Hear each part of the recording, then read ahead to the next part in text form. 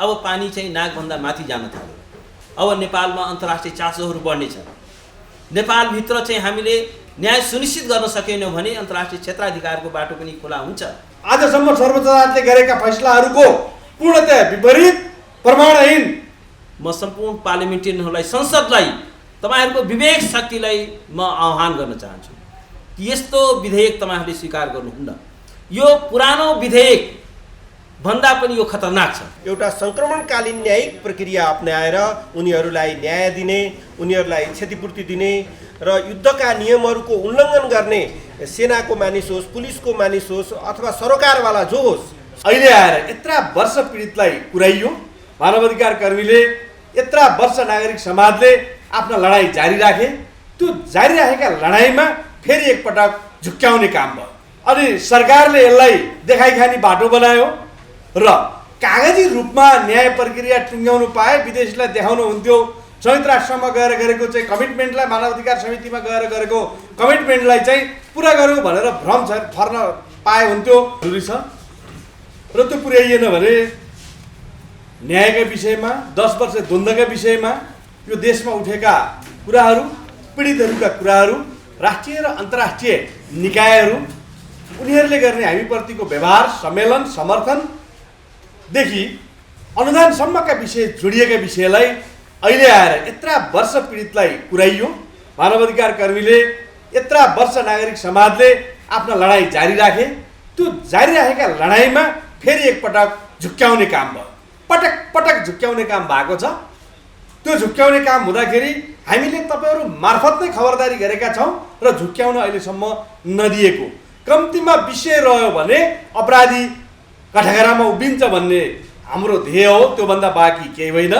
यसलाई तपाईँको चाहिँ विभिन्न सङ्घ संस्थाले परियोजना बनाउनेतिर लागे, यसलाई आम्दानीको बाटो बनाए, अनि सरकारले यसलाई देखाइखाने बाटो बनायो र कागजी रूपमा न्याय प्रक्रिया टुङ्ग्याउनु पाए विदेशीलाई देखाउनु हुन्थ्यो। संयुक्त राष्ट्रमा गएर गरेको चाहिँ कमिटमेन्टलाई, मानवाधिकार समितिमा गएर गरेको कमिटमेन्टलाई चाहिँ पुरा गरौँ भनेर भ्रम फर्न पाए हुन्थ्यो। पुरानो विधेयक त के छ भने अलिकति त्यति चतुर्याई त्यसमा थिएन। बरु त्यसमा अझै चतुर्याई र अत्यन्त कपटपूर्ण तरिकाले यो ड्राफ्ट गरेर अन्ततोगत्वा साराका सारा पीडकहरूलाई उन्मुक्ति दिने गरी यसमा चाहिँ प्रावधानहरू राखिएको छ। द्वन्द्वकालमा युद्ध अपराधहरू भए राज्य पक्षबाट पनि गैर राज्य पक्षबाट पनि, तर युद्ध अपराधको बारेमा बोलिएकै छैन। मानवता विरुद्धको अपराधहरू भयो, सिस्टमेटिक ढङ्गले, वाइड स्प्रेड ढङ्गले मान्छेहरूको हत्या भयो, सुराकी भनेर हत्या भयो र घरबाट थुतेर लगेर बलात्कार गरियो, बेपत्ता गरियो। त्यो मानवता विरुद्धको अपराधको बारेमा एक शब्द यसमा उल्लेख नै छैन। कुनै पनि सङ्क्रमणकालीन न्यायको लागि बनेको कानुनमा मानवता विरुद्धको अपराध, युद्ध अपराधको बारेमा परिभाषित गरिएको हुन्छ, बोलिएको हुन्छ र त्यसमा कुनै पनि मेलमिलाप हुन नसक्ने, कुनै उन्मुक्ति प्राप्त गर्न नसक्ने कुराको सुनिश्चितता हुन्छ। यसमा खै त्यसको सुनिश्चितता? हदम्यादको बारेमा केही बोलिएको छैन, मौन छ। यदि हदम्यादको बारेमा मौन भयो भने कसरी कसैको चाहिँ अभियोजन हुन सक्छ, कसरी मुद्दा चल्छ? अहिले पनि बलात्कारको त बढाएर बल्ल 2 वर्ष बनाउन खोज्दैछ। पहिला त जुन बेला यो अपराधहरू घटित भयो त्यो 35 दिन थियो। यसलाई रेट्रोस्पेक्टिभ इफेक्ट दिने गरी कानुनहरू बनाइएको छैन। भूतकालीन असर हुने, किनभने जुन गम्भीर प्रकृतिका फौजदारी अपराधहरू हुन्छन् त्यसमा चाहिँ रेट्रोस्पेक्टिभ इफेक्ट पनि हुन्छ। अर्थात् भूतमा भएका कानुनहरू, किनभने अन्तर्राष्ट्रिय नागरिक तथा राजनीतिक अधिकारको जुन महासन्धि छ त्यसले के भन्दछ भने कुनै अपराधलाई अन्तर्राष्ट्रिय कानुनले अलरेडी यदि अपराध मानिसकेको छ तर सम्बन्धित देशको कानुनमा त्यसको अपराधीकरण गरिएको छैन भने पनि त्यसमा चाहिँ हदम्याद हुँदैन। त्यसमा चाहिँ भूतकालीन त्यसलाई प्रभाव दिने गरी कानुन बन्न सक्छ। तर यसमा खै त्यो बारेमा के बोलिएको छ भन्दाखेरि कसरी तिनीहरूको अभियोजन हुन्छ? हत्या जस्तो अपराधमा पनि मेलमिलाप हुन सक्ने, यो कस्तो खालको मान्छेहरूले यो ड्राफ्ट गरेको हो? त्यति सामान्य कुराको पनि हक्का छैन। यौनजन्य अपराधमा पनि मेलमिलाप हुन सक्छ भन्ने गरी उहाँले ड्राफ्ट गर्नुभएको छ। अलिकति पनि यातना जस्तो अपराधलाई उहाँले 2टा क्याटेगोरीमा बाँड्नु भएको छ। कसलाई धोका दिन खोज्नु भएको छ? के यातना भनेको यो चाहिँ अन्तर्राष्ट्रिय प्रकृतिको अपराध हो। नेपालको भूमिमा, नेपालको टेरिटोरीमा त्यसमा कारबाही भएन भने अन्तर्राष्ट्रिय क्षेत्राधिकार लागू हुन्छ। अनि उहाँले चाहिँ यातनालाई एउटा चाहिँ गम्भीर प्रकृतिको एउटा के भने हो? यातना हरेक यातना गंभीर प्रकृतिको अपराध हो, हरेक यातना अक्षम्य छ, हरेक यौनजन्य अपराध अक्षम्य छ। जेनेभा महासन्धिको धारा 3 अन्तर्गतका अपराधहरू हुन्। कमन आर्टिकल 3 छ जेनेभा कन्भेन्सनको, जो नन इन्टरनेसनल आर्म कन्फ्लिक्टमा त्यो आकर्षित हुने धारा हो। त्यसमा चाहिँ के छ भने नियन्त्रणमा लिएर गरिएको हत्या, निहत्ता मान्छेको गरिएको हत्या, यौनजन्य अपराधहरू, दुर्व्यवहारहरू, अमान्य व्यवहारहरू, यो सबै के हो भने युद्ध अपराधहरू हुन्। यो चाहिँ जेनेभा महासन्धिको साझा धारा 3 अन्तर्गतका अपराधहरू हुन्।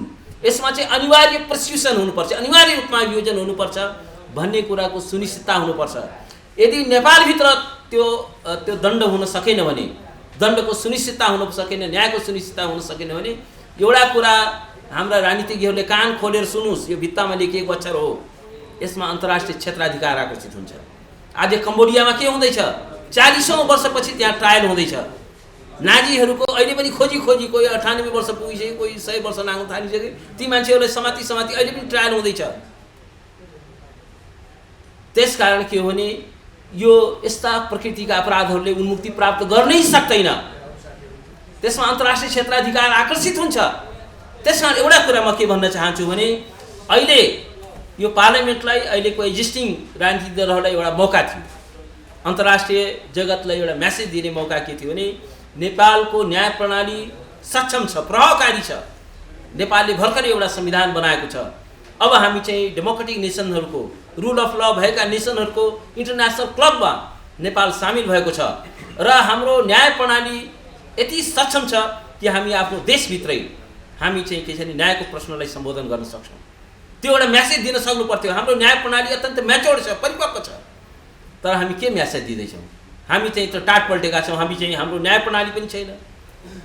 हामी चाहिँ भोलि चाहिँ के छ भने यो यसमा दण्डको सुनिश्चितता, न्यायको सुनिश्चितता हुन सकेन भने यो चाहिँ अन्तर्राष्ट्रिय क्षेत्राधिकार लागू हुन्छ। भोलि सेक्युरिटी काउन्सिलले यहाँ हस्तक्षेप गर्न सक्छ, प्रस्ताव पारित गर्न सक्छ। हामी चाहन्छौँ कि त्यस्तो दिन नआओस्। नेपालले चाहिँ के छ भने यी प्रश्नहरूलाई आफ्नो न्याय प्रणाली मार्फत सम्बोधन गर्न सकोस्। कस्तो खालको चाहिँ कपटपूर्ण प्रावधान राखिएको छ भने विशेष अदालतको त्यो फैसला नै अन्तिम हुने।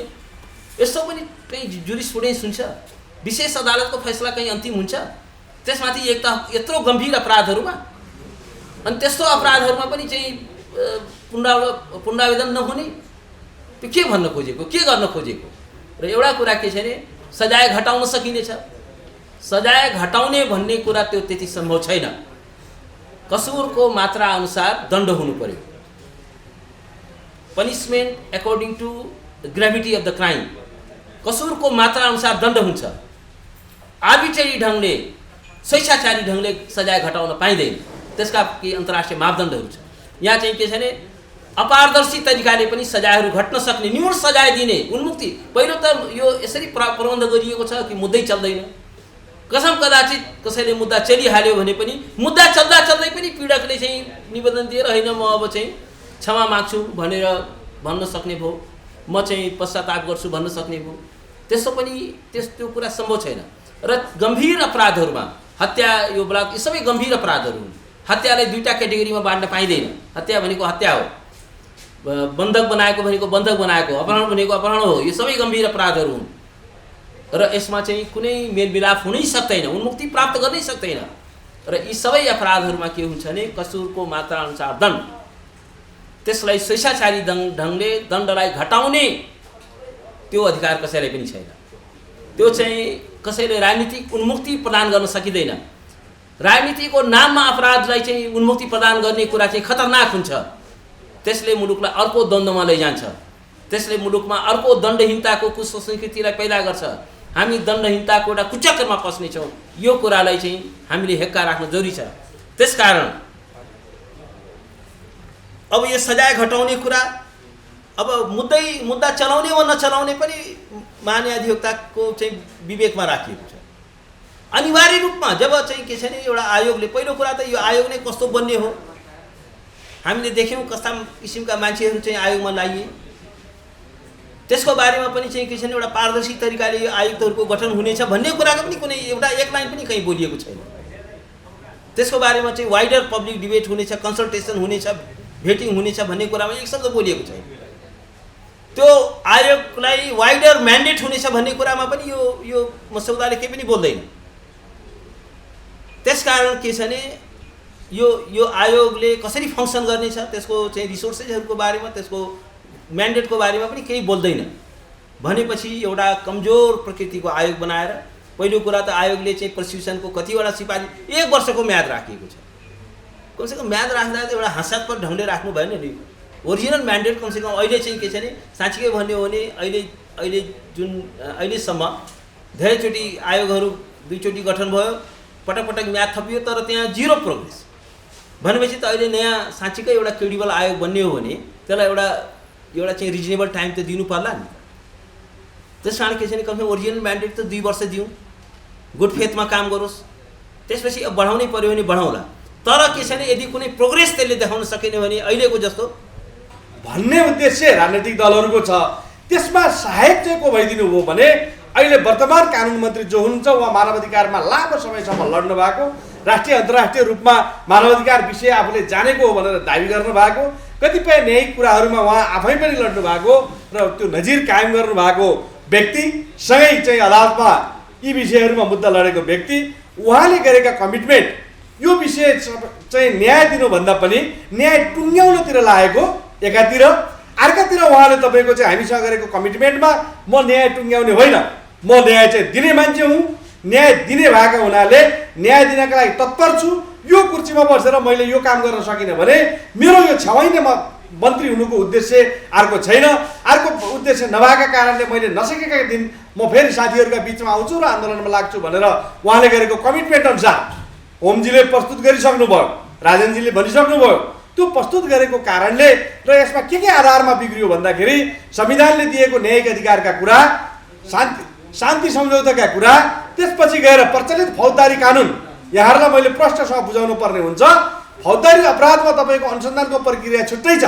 फौजदारी अपराधमा तपाईँको मुलुकी अपराध के भन्छ फौजदारी संहिताले, अपराध संहिता 2074ले तपाईँको चाहिँ अनुसूची अनुसार मुद्दा चल्ने नचल्ने, अनुसूचीको फर्म्याट, अनुसन्धानको फर्म्याट, ती सारा कुराहरू हुँदाहुँदै पनि उहाँहरूले केटी खेल जस्तो न्याय टुङ्ग्याउनका लागि चाहिँ अपिल पनि नलाग्ने, विशेष अदालतले चाहिँ गरेको कामलाई सर्वोच्च अदालत आउँदा पनि नआउने, त्यस पछाडि गएर चाहिँ फौजदारी न्यायको प्रक्रियालाई उल्लङ्घन गर्दै आयोगले गरेको सिफारिसमै मुद्दा चल्न सक्ने र अन्तिममा यसको ध्येय चाहिँ के रह्यो भने कोही पनि व्यक्तिलाई यो ऐन संशोधन भएर आउँदा मुद्दा चल्न नसक्ने। धेरै मान्छेले ज्यान गुमाएका छन्, धेरै मान्छेका लोग्ने श्रीमती श्रीमान छोराछोरीको हत्या भएको छ, क्रूर पाशविक हत्या भएको छ, अन्याय भएको छ, अत्याचार भएको छ। त्यसलाई अहिलेसम्म त सही दिए मानिसले योभन्दा पछाडि पनि सही दिनुपर्ने भनेर ऐनमा अन्तिममा त्यो ऐन अपाङ्ग, त्यो ऐनले काम गर्न नसक्ने, त्यो लङ्गडो ऐन ल्याएर चाहिँ आँखामा धुलो छोप्न खोजेको हुँदा यी कुराहरूलाई तपाईँ हामी जतिका बुझकी मान्छेहरूले पनि फेरि सहेर बसियो भने त्यसको मतियार हुन्छ र पीडितहरूको पाप लाग्छ। हामी प्रोबोनो हिसाबले चाहिँ लडिआएका साथीहरू, ती साथीहरूले हिजो पनि राजनैतिक संयन्त्रका आधारमा यसलाई टुङ्ग्याउने भनेर लागेको बेला हामीले गरेको खबरदारीले त्यो टुङ्गिएन, त्यो टुङ्गिन सकेन। हामी पीडितले न्याय नपाएसम्म, पीडकलाई सजाय नभएसम्म, पीडित मैत्री नभएसम्म, संविधान र प्रचलित अन्य कानुनहरू बमोजिमको सजाय नभएसम्म हामीले द्वन्द्वका आडमा घटाइएका आपराधिक घटनाहरूलाई हामीले के भनेका छौँ भने एउटा द्वन्द्वमा भएको घटना जहाँ गम्भीर मानवाधिकार उल्लङ्घनका विषयहरू समेटिएका छन्, अर्को द्वन्द्वका आडमा भएका आपराधिक घटना जहाँ प्रचलित कानुन बमोजिम तपाईँको सजाय हुनुपर्ने अवस्था छ।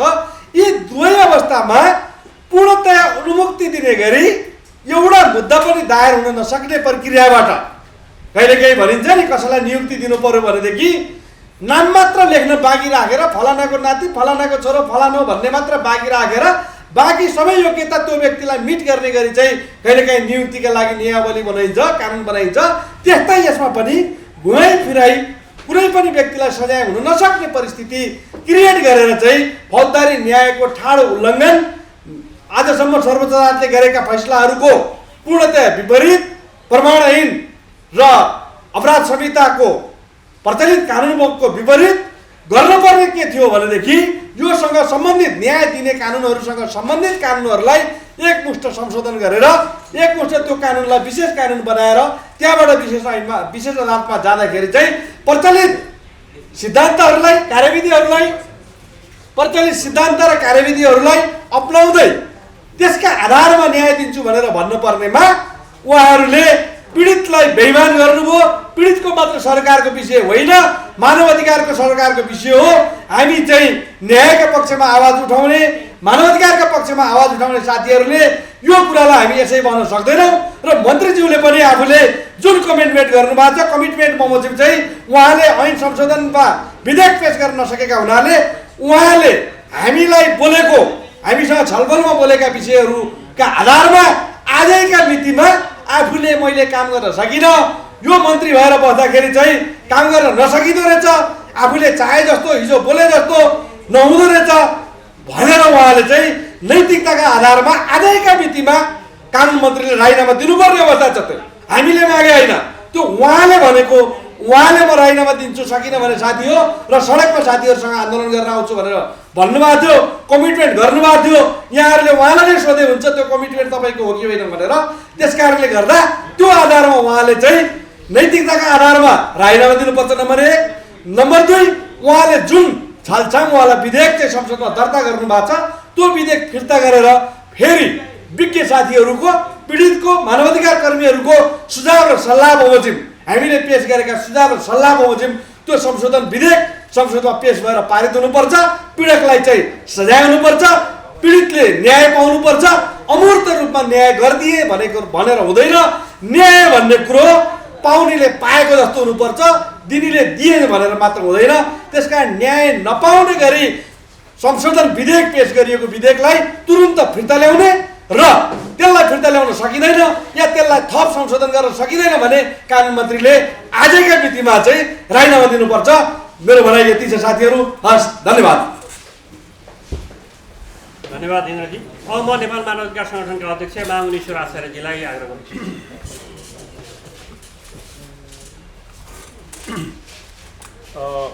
वरिष्ठ अधिवक्ता, आदरणीय साथीहरू, उपस्थित पत्रकार साथीहरू, यहाँहरूले आज हामी नागरिक समाजका उपस्थित व्यक्तित्वहरूले सही गरेको एउटा विज्ञप्ति यहाँहरूको हातमा भइसकेको छ, प्राप्त गरिसक्नु भएको छ। यहाँहरूलाई अलिकति थप के विषय हामीलाई पनि अप्ठ्यारो परेको र यहाँहरूले पनि बुझिदिनु पर्ने केही विषय म भन्न चाहन्छु। आएन यो? यस, भन्न चाहन्छु। खास कुरा के छ भने नेकपा माओवादीले सुरु गरेको सशस्त्र विद्रोहका बेला दुवै पक्षका विद्रोही सैनिक र नेपाल सरकारका सेना प्रहरी लगायत गैर सैनिक निहत्या नागरिकहरूको ठुलो सङ्ख्यामा हताहती भएको, उनीहरू अपाङ्ग भएका, उनीहरू विस्थापित भएका, उनीहरूले आफ्नो वासस्थान, पेसा, व्यवसाय छोड्न परेको र उनीहरूको जीवन गुमेको कुरा यहाँहरू सबैले बुझ्नुभएकै छ।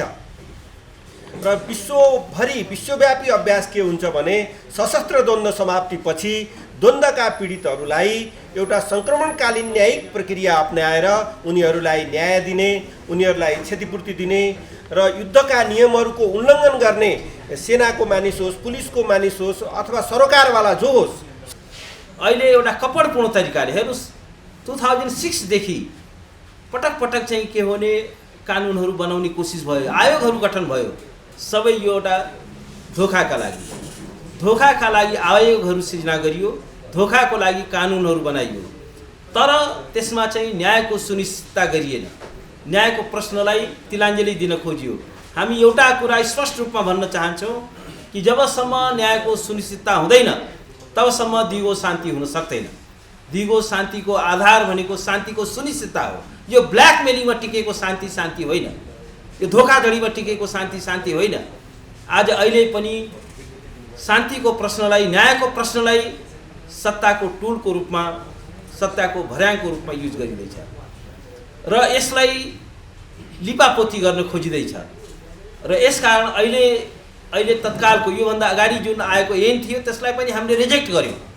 यसभन्दा अगाडि जुन आयोगहरू बने त्यसलाई पनि हामीले रिजेक्ट गर्यौँ, किनभने हामीले भनेका थियौँ कि यसमा न्यायको सुनिश्चितता दिने राजनीतिक प्रतिबद्धता छैन। अहिलेको राजनीतिक दलहरूसँग त्यो इच्छाशक्ति नै छैन, राजनीतिक इच्छाशक्ति नै छैन। दिगो शान्तिको लागि, न्यायको लागि त्यो इच्छाशक्ति देखिँदैन र एउटा कपटपूर्ण तरिकाले, धोखाधडीपूर्ण तरिकाले न्यायको प्रक्रियालाई अपहरण गर्न खोज्दैछ, हाइजेक गर्न खोज्दैछ। र एउटै कुरा हामी के भन्न चाहन्छौँ भने यो कान खोलेर सत्तामा बसेका, सत्ता बाहिर बसेकाहरू, यसका सारा स्टेक होल्डर, सारा राजनीतिज्ञहरूलाई हामी के भन्न चाहन्छौँ भने तपाईँहरूले कान खोलेर सुन्नुहोस्। जबसम्म न्यायको सुनिश्चितता हुँदैन, पीडितले परिपूर्ण पाउँदैनन्, सत्यको अन्वेषण हुँदैन, तबसम्म हामी चुप लागेर बस्दैनौँ। यो हाम्रो अन्तिम चेतावनी हो। तपाईँहरूले कान खोलेर सुन्नुहोस्। यस्ता यो जुन ड्राफ्ट तपाईँहरूले ल्याउनु भएको छ यो धोखाधडीपूर्ण छ, यो कपटपूर्ण छ। यस्तो कपटपूर्ण ड्राफ्टलाई हामी स्वीकार गर्दैनौँ, किनभने यसमा तपाईँहरूले के गर्नुभएको छ भने पीडकहरूलाई उन्मुक्ति दिने गरी, एउटा पीडकमाथि पनि मुद्दा चल्न नसकिने गरी अत्यन्त कपटपूर्ण तरिकाले यो चाहिँ मस्यौदा तयार गरिएको छ। अत्यन्त चतुराइका साथ यो मस्यौदा तयार गरिएको छ। त्यसकारण के छ भने यो दफाको, यो चाहिँ विधेयकको यो बुँदा खराब छ, त्यो बुँदा खराब छ भन्दा पनि टोटलमा यो विधेयक चाहिँ सरकारले तत्काल फिर्ता लिनुपर्छ। त्योभन्दा तल हामीले कुनै कुरा स्वीकार हुन सक्दैन। किनभने यसमा के गरिएको छ भने हत्या जस्तो, बलात्कार जस्तो, यातना जस्तो गम्भीर अपराधहरूमा पनि, अन्तर्राष्ट्रिय अपराधहरूमा पनि मेलमिलाप हुन सक्ने, उन्मुक्ति पाउन सक्ने भन्ने यसमा प्रबन्ध गरिएको छ। यो नै अन्तर्राष्ट्रिय कानुनको विरुद्धमा छ, नेपालको फौजदारी न्यायको विरुद्धमा छ, फौजदारी विधिशास्त्रको विरुद्धमा छ। हत्या जस्तो मामलामा चाहिँ मेलमिलाप हुन सक्दैन, बलात्कारको यौन अपराधमा, यातना जस्तो अपराधमा मेलमिलाप हुन सकिँदैन। तर अत्यन्त कपटपूर्ण तरिकाले मानवाधिकारको गम्भीर उल्लङ्घन र मानवाधिकारको उल्लङ्घन भनेर त्यसलाई लिपापोती गर्न खोजिएको छ। कोही पनि यति लाटो छैन। यहाँ पनि कानुन बुझ्ने, अन्तर्राष्ट्रिय विधिशास्त्र बुझ्ने यो देशमा पनि मान्छेहरू छन्। तपाईँहरूले चाहिँ कसलाई बेवकुफ बनाउन खोज्दै हुनुहुन्छ, कसलाई धोका दिन खोज्दै हुनुहुन्छ? के यो देशमा कानुन बुझ्ने मान्छे छैन? यो देशमा अन्तर्राष्ट्रिय कानुन के हो, यसका अन्तर्राष्ट्रिय मूल्य र मान्यता के हो, त्यो बुझ्ने मान्छे छैन। त्यसकारण तपाईँहरूको यो जुन विधेयक छ, अहिले जुन प्रस्तुत गरिएको छ संसदमा, यो हामी सांसदहरूलाई आह्वान गर्न चाहन्छौँ, यस्तो चाहिँ विधेयक तपाईँहरूले अनुमोदन गर्नुभयो भने नेपालको अन्तर्राष्ट्रिय प्रतिष्ठा समाप्त हुन्छ। कस्तो नेपालको पार्लियामेन्ट कस्तो रहेछ, जसले चाहिँ अन्तर्राष्ट्रिय कानुनको आधारभूत सिद्धान्तहरू पनि बुझ्दो रहेनछ, आफ्नै संविधानले स्थापित गरेका मूल्य र मान्यता पनि बुझ्दो रहेनछ, कम्प्रिहेन्सिभ पिस एग्रिमेन्टले स्थापना गरेको मूल्य र मान्यता पनि बुझ्दो रहेनछ, नेपालकै आफ्नै कानुनले, फौजदारी संहिताले स्थापित गरेका कानुनी मूल्य र मान्यता के छन् त्यो पनि बुझ्दो रहेनछ। यो कस्तो पार्लियामेन्ट हो, यो कस्तो पार्लियामेन्टेरियन हो भन्ने अत्यन्त एउटा नकारात्मक सन्देश जान्छ। त्यसकारण for the sake of God म सम्पूर्ण पार्लियामेन्टेरियनहरूलाई, संसदलाई, तपाईँहरूको विवेक शक्तिलाई म आह्वान गर्न चाहन्छु कि यस्तो विधेयक तपाईँहरूले स्वीकार गर्नुहुन्न। यो पुरानो विधेयक भन्दा पनि यो खतरनाक छ। यो पटक पटक म्याद थप्ने, ट्याक्स पेयरको पैसामा के चाहिँ प्रोग्रेस गर्यो? त्यसकारण आयोगले म्याद थप्दाखेरि पनि एउटा पारदर्शिता के हुनु पर्यो भने कति काम सम्पन्न भयो, कति बाँकी छ, र त्यो आधारमा चाहिँ के छ भने म्याद थप्ने वा नथप्ने कुरा हुनु पर्यो।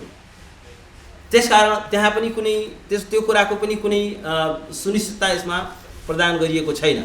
भन्दाखेरि अब नेपालमा यो सङ्क्रमणकालीन न्यायको प्रक्रिया अझै पनि अपहरित गर्न खोज्दैछ, अझै पनि न्यायको प्रश्नलाई तिलाञ्जली दिन खोज्दैछ। तर अब के भने अब पानी चाहिँ नाकभन्दा माथि जान थाल्यो। अब नेपालमा अन्तर्राष्ट्रिय चासोहरू बढ्नेछ। नेपालभित्र चाहिँ हामीले न्याय सुनिश्चित गर्न सकेनौँ भने अन्तर्राष्ट्रिय क्षेत्राधिकारको बाटो पनि खुला हुन्छ र भोलि चाहिँ के भने इन्टरनेसनल ट्राइब्युनलहरू पनि गठन हुन सक्छन्।